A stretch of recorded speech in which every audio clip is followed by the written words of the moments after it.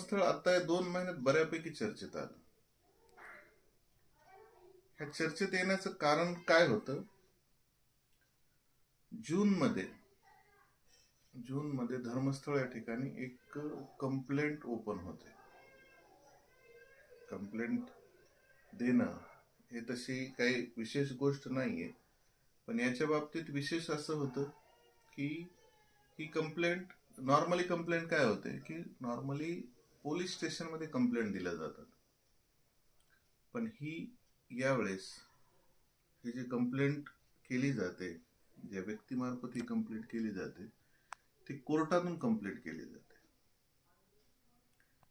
ज्या व्यक्तीने ही कंप्लेंट केलेली आहे त्याचा असा दावा आहे की धर्मस्थळ या ठिकाणी तो 1995 ते 2014 पर्यंत एक सफाई कामगार म्हणून कामाला होता. 19 वर्षाच्या कारकिर्दीमध्ये त्याने त्या भागामध्ये म्हणजे जो धर्मस्थळाचा जो परिसर आहे त्या परिसरामध्ये शेकडोपेक्षा जास्त मृतदेह पुरलेले आहेत, आणि या मृतदेहामध्ये बहुतांश महिला आणि अल्पवयीन मुली होत्या. आणि ज्यावेळेस त्याने मृतदेह पुरले त्यावेळेस त्याच्या लक्षात हे येत होतं की ह्या महिलावरती किंवा ह्या अल्पवयीन मुलीवरती अत्याचार करून त्यांचे खून केले गेले.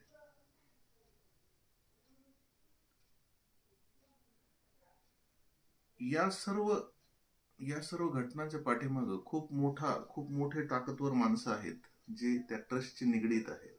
धर्मस्थळाच्या ट्रस्टशी निगडीत जे मोठी ताकदवर माणसं आहेत ते याच्याशी निगडीत आहेत असं त्याचं म्हणणं आहे. आणि त्यांनी सुरुवातीला 13 साइट्स सांगितल्या की जिथं मी हे म्हणजे जिथं जे मृतदेह पुरले आणि मी तुम्हाला ते दाखवू शकतो. सुरुवातीला या गोष्टीचा लोकल पोलिसनी एवढा गांभीर्याने तपास केला नाही, पण नंतर कर्नाटक सरकारने एक SIT स्थापन केली आणि त्याच्यानंतर त्याचा तपास सुरू झाला. आतापर्यंत म्हणजे नुकताच मला वाटतं सुरुवातीला 13 साइट्स त्याने सांगितले, नंतर 4 त्याच्यामध्ये वाढले गेले, म्हणजे 17 ठिकाणी खोदकाम पूर्ण झालं.